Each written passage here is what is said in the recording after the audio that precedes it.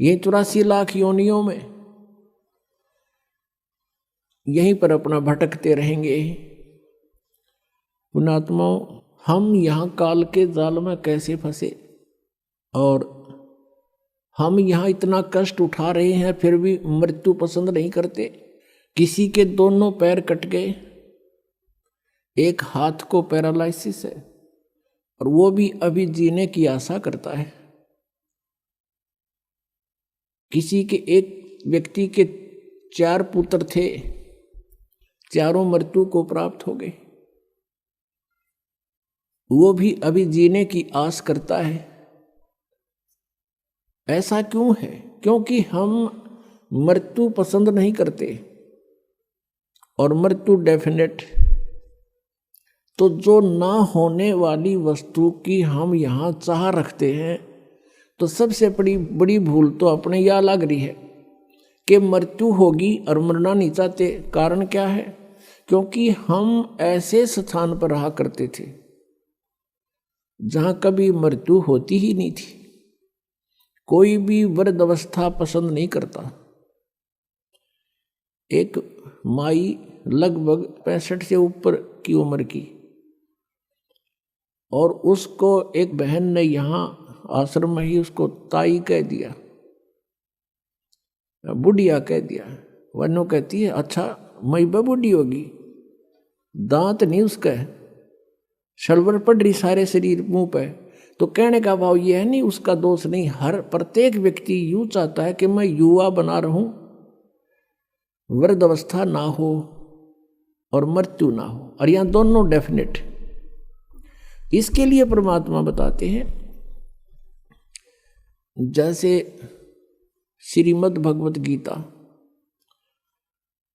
अध्याय 7 के मंत्र 29 में गीता ज्ञानदाता कहता है कि जो साधक जरा और मरण से, जरा मीन वृद्ध अवस्था, बुढ़ापे का कहर, और मृत्यु, इन दोनों से छुटकारा पाने के लिए जो प्रयत्न कर रहे हैं, वे उस परमात्मा को, तत्ब्रह्म को और सारे अध्यात्म को, यानी सब अध्यात्म, उस तत्व ज्ञान को, तत्व ज्ञान से और पूरे सभी कर्मों से परिचित हैं।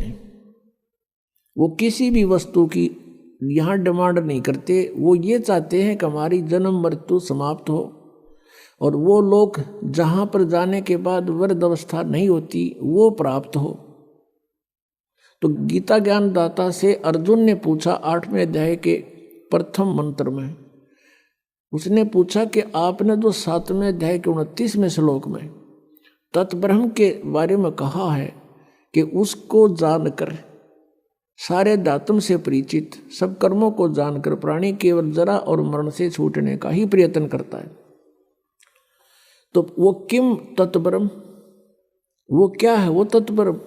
गीता ज्ञानदाता कहता है 8वें अध्याय के 3रे मंत्र में कि वो परम अक्षर ब्रह्म है। परम अक्षर ब्रह्म, आज सुबह भी सुना था आपको, 3 पुरुष हैं, एक सरपुरुष, एक अक्षर पुरुष, और तीसरा ये परम अक्षर पुरुष। परम अक्षर पुरुष कहो, परम अक्षर ब्रह्म कहो, इसको सत्य पुरुष कहो, सत्य माने अविनाशी, और इसको पूर्ण ब्रह्म कहो। ये पर्यायवाची शब्द है, उपमात्मक शब्द है परमेश्वर के। तो गीता जी अध्याय नंबर 15 के श्लोक 1 से लेकर 4 में, 16 और 17 में इन 3 प्रभुओं की स्थिति स्पष्ट कर रखी है कि सबसे श्रेष्ठ वो सरपुरुष और अक्षर पुरुष से भी अन्य है, वो परम अक्षर ब्रह्म है। परमात्मा हमें यहाँ आकर बताते हैं, मेरे अंशाबाई अंश रूप था जब तू आया।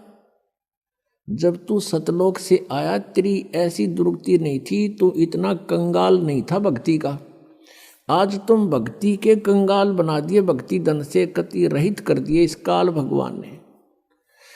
ये समर्थ प्रभु नहीं है, ये ब्रह्म 21 ब्रह्मांड का स्वामी है, और ये आप ही से एक टैक्स लेता है, उससे अपने ब्रह्मांड चला रहा है। यहाँ की नीति इस ब्रह्म से लेकर सरपुरुष से लेकर और नीचे तक राजा तक की एक जैसी नीति है। जैसे यहां से पुण्यकर्मी प्राणी ओम नाम का जाप करके ब्रह्मलोक प्राप्त कर लेता है, तो वहां जब ये जाता है इसके पुण्य, इसकी साधना, इसकी भक्ति, धन साथ होता है और वो ब्रह्मलोक को प्राप्त होता है। ब्रह्मलोक इज ए रेस्टोरेंट, वो एक होटल है, उसका मालिक ये काल है ब्रह्म, और होटल का मालिक जो चार्ज करता है, जो उनको खाने को देता है, उसमें से ही अपनी कमाई करता है, उस कमरे का रेंट लेता है, तो वो सब चार्जेज आपसे लेकर के वो तो अलग, फिर आपके खाने पीने में जो खर्च होता है, आपकी कमाई वो अलग, तो वहाँ से अपना जो टैक्स वो अलग रख लेता पुनों को, जिससे अपना ब्रह्मांड चला रहा है, और आपको वहाँ खाली करके खोखा और नरक में भेज देता। तो पुण्यात्माओं, ये ज्ञान भगवान ने स्वयं आकर दिया, परमेश्वर ने। हम कैसे फंसे इस काल के जाल में, हम सभी तो आज आपको सृष्टि रचना सुनाएंगे। जैसे आज सुबह का सत्संग था, भजन करो उस रबदा जो दाता है कुल सबदा। अब वो दाता कुल सबका जो दाता है, सबका पालनहार है, वो परमात्मा है कौन? अब उसकी जानकारी आपको होनी चाहिए। जब तक आप सृष्टि रचना से परिचित नहीं होगे, तब तक आप किसी भी सदग्रंथ को और परमेश्वर कबीर जी की वाणी को या परमात्मा परिचित जितने संत हैं उनकी अमर वाणी को आप नहीं समझ सकते, उसका अनर्थ ही कर सकते हैं। तो आप जी को परमात्मा की उस मास्टर की का ज्ञान कराते हैं। मास्टर की माने मुख्य चाबी। सृष्टि रचना परमात्मा को पहचानने की एक मास्टर की है। आज से 600 वर्ष पहले परमात्मा आए थे और उस समय ये ज्ञान प्रदान किया करते थे, उच्चारण किया करते थे, अपनी अमृतवाणी से बोलते थे, जो आदरणीय धर्मदास जी ने लिपिबद्ध किया था, लिखा था। और वो लिखा हुआ आज हमारे पास पवित्र कबीर सागर जी के अंदर, पवित्र कबीर जी की साखियों में, पवित्र शब्दावलियों में हमारे पास उपलब्ध है, और पवित्र कबीर बीजक में। वैसे कबीर बीजक कबीर सागर से ही निकसित एक अलग से ग्रंथ उन्होंने वाणी छांट कर बना ली। तो वो परमात्मा ने स्वयं आकर के ज्ञान दिया था। और उस समय परमेश्वर स्वयं कहा करते थे कि तुम जिन प्रभुओं की पूजा कर रहे हो, श्री ब्रह्मा रजगुण, श्री विष्णु सतगुण और श्री शिव जी तमगुण, ये नासवान हैं, इनकी जन्म मृत्यु होती है। ये समर्थ परमात्मा नहीं है, ये केवल आपको अपना किया कर्म ही दे सकते हैं, उसमें कोई परिवर्तन ये प्रभु नहीं कर सकते। इनका भी विनाश होगा और इनके आश्रित प्राणी भी विनाश को प्राप्त होंगे। तो ये पूर्ण मोक्ष नहीं हुआ। और गीता जी अध्याय नंबर 15 के श्लोक 16 में 2 पुरुष बताए हैं।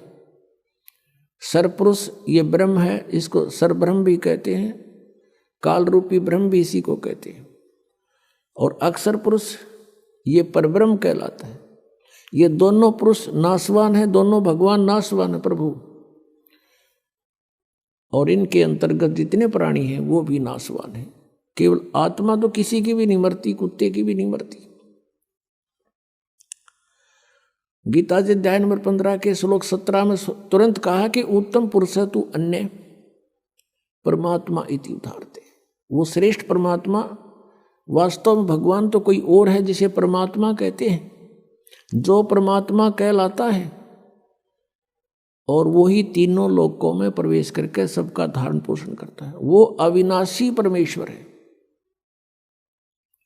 उस समय इन नकली गुरुओं ने, नकली ब्राह्मणों ने, ब्राह्मण का अर्थ यहाँ पर कोई जाति विशेष से नहीं है पुण्यात्मा, ब्राह्मण सोए जो ब्रह्म पछाणे और पंडित सोए जो पिंड की जाने। जैसे पहले कोई वैद्य होता था, बहुत ही अच्छा वैद्य था, नब्ज नाड़ी देख करके रोग जान लेता था, अच्छी औषधि देता था, रोगी स्वस्थ हो जाता था। धीरे धीरे उसकी प्रसिद्धि फैल गई, उसके 1-2 पीढ़ी तक भी वैद्यगाई करते रहे। उसके बाद उनके अनुयायी जो है वैद्य का काम करना छोड़कर अन्य कार्य करते हैं, तो भी वे अपने साथ में वैद्य लिखते हैं। जैसे राज सिंह वैद्य, और वो दुकान खोल रहा है परचून की। धर्म सिंह वैद्य वेल्डिंग सेट ले रहा है और वो भी वैद्य लिख रहा है।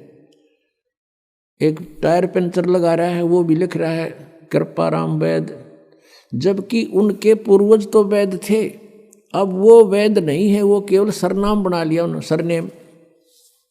ऐसे ही जो ब्राह्मण पंडित अब वर्तमान के हैं, ये ब्राह्मण नहीं है तो सिर्फ उस वैद्य लिखन लागे शर्मा और पंडित, ये वो पंडित ब्राह्मण नहीं है।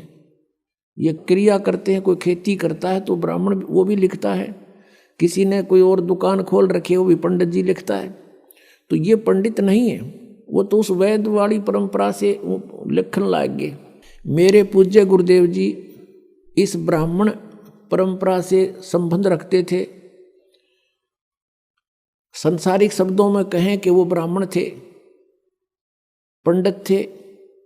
गांव पैंतावास बड़ा, जिला भिवानी, भिवानी से दादरी रोड के ऊपर, दादरी से 10 किलोमीटर पहले जाते समय, भिवानी से जाते समय राइट हैंड को एक बड़ा पैंतावास गांव है, सड़क से भी 1-1.5 किलोमीटर अंदर की ओर, मेन रोड से। तो वहां मेरे पूज्य गुरुदेव जी का जन्म हुआ। वो 16 वर्ष की आयु में घर त्याग कर परमात्मा प्राप्ति के लिए घर छोड़कर चले गए थे।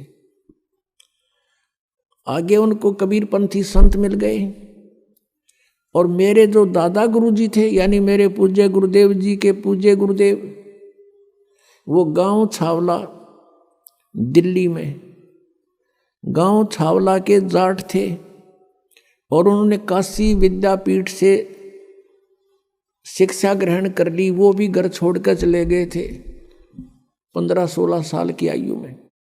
उनके गुरुदेव ने, हमारे दादा गुरुदेव के गुरु जी ने उनको शिक्षित करा दिया था। वो 4 विषय के आचार्य हो गए थे, और वो जाट होते हुए अपनी जो पदवी लिखते थे, अपनी डिग्री लिखते थे, पंडित चिदानंद। आज उनका आश्रम है डिस्ट्रिक्ट सोनीपत, खरखोदा के पास एक गोपालपुर गांव है। गोपालपुर गांव में मेरे पूज्य गुरुदेव के गुरुदेव यानी हमारे दादा गुरु जी का आश्रम है।